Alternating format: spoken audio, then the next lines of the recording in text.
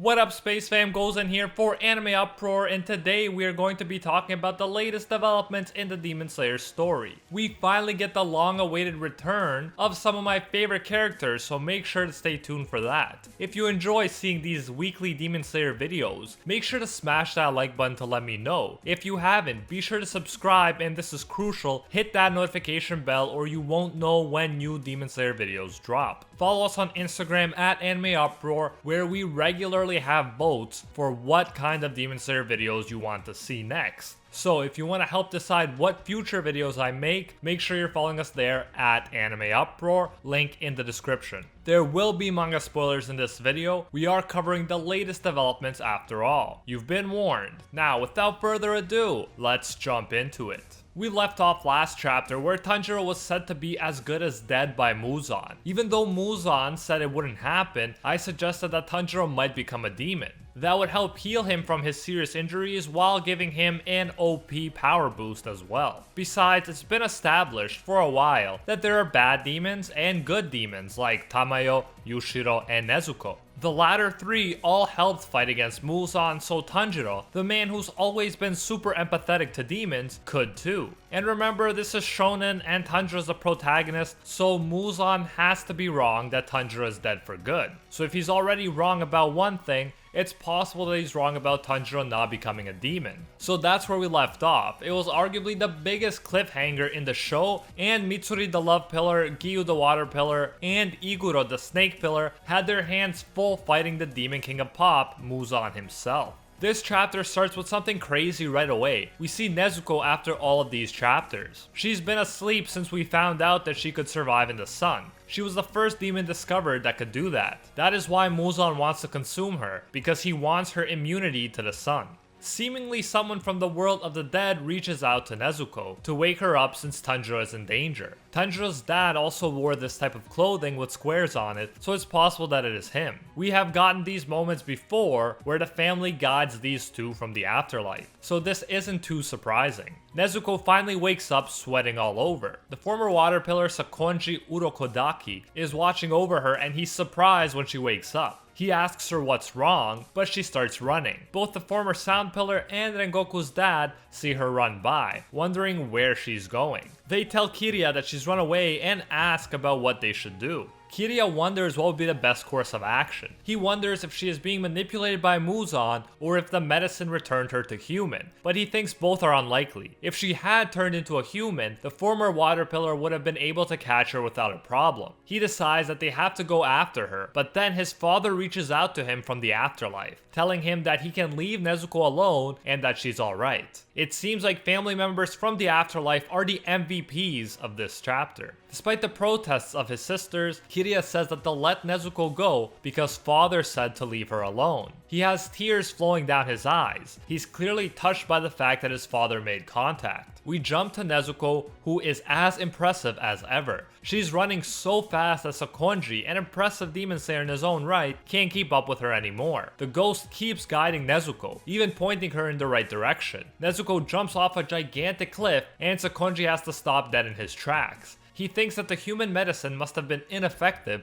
if she could jump from such a height and survive. Nezuko keeps running, panting as she goes. She still has those vampire teeth we associate with demons, but she's panting hard like a human. We then jump to Tanjiro. He looks terrible. The wound in his right eye is spreading, supposedly destroying his flesh. He starts crying from his left eye, showing that he's not completely dead yet. Meanwhile, the three pillars, Giyu, Mitsuri, and Iguro, are having an extremely tough time with Muzan. Giyu needs a new sword since his current sword is broken. It appears he needs a Breath of the Water sword specifically though, because he suggests that he'll need to find a sword from one of the fallen Breath of Water swordsmen. Iguro is having his own problems. He can't help but notice how fast Muzan is and how he can take on 3 people without even stopping to breathe. Then Mitsuri gets what seems like a pretty deep cut above her chest. This cut is followed by significant cuts on Giyu and even Iguro's head. Muzan is a killing machine. His limbs are moving like crazy, seemingly hitting everywhere at once. The craziest part is, he looks completely calm and hasn't even broken a sweat.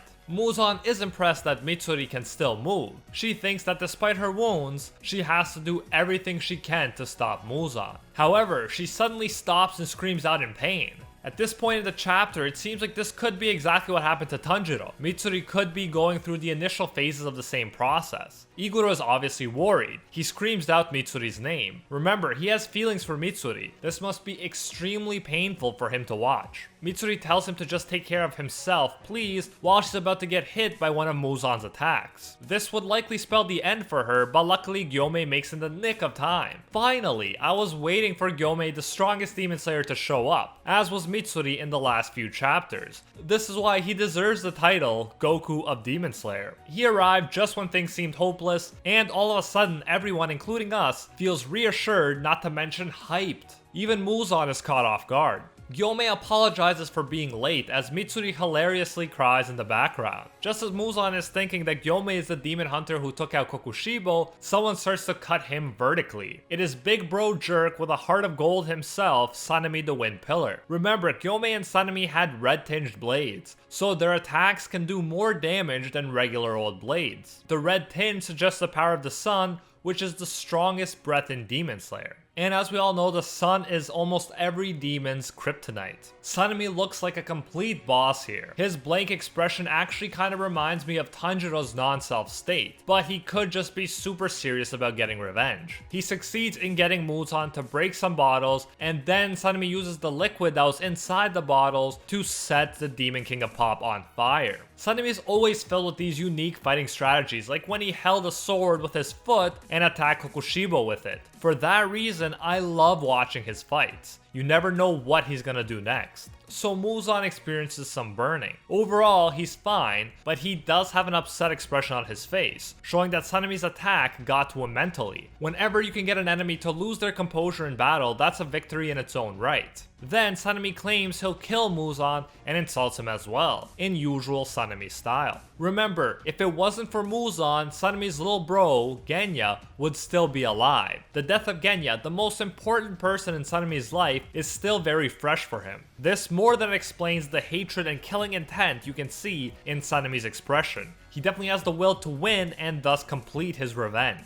We jump to Murata, who spots Muzan, the enemy of the Demon Slayer family. Murata is actually trying to convince himself to try killing him, but that would be pretty pointless as we know. Not even the combined attacks of pillars have done much. Luckily, Gyu enters the picture before Murata does anything stupid. Gyu tells Murata that Tanjiro can't move, so Murata should treat his wounds in a safe place. Again, everyone has a role to play, even though every role is not fighting Muzan. Murata is touched that Gyu remembered his name, which is a nice touch on the mangaka's part. It's so easy for even the audience to forget what quote-unquote extras are called. However, here Gyu remembers, and in this way the mangaka is training us to not overlook anyone. Not only does everyone serve an important purpose, they deserve having their names remembered. This idea is also supported by the fact that Kagaya Ubuyashiki, the highest ranking of the Demon Slayers at the time, went out of his way to learn everyone's name in the organization. You and I should follow this example. I'm totally the guy that hears names and forgets them 2 seconds later. So I'll take notes from Kagaya and Gyu and try to put more of a conscious effort in remembering names when I hear them. Again, Demon Slayer is giving us some important lessons and tips for life. It means a lot to people when you show them that you care by remembering and calling them by their names. We all love hearing the sounds of our own names. It means so much that it even brings Murata to tears. And tears of joy always call for smashing that like button if you haven't already. Murata goes on to help Tanjiro. As he's carrying Tanjiro,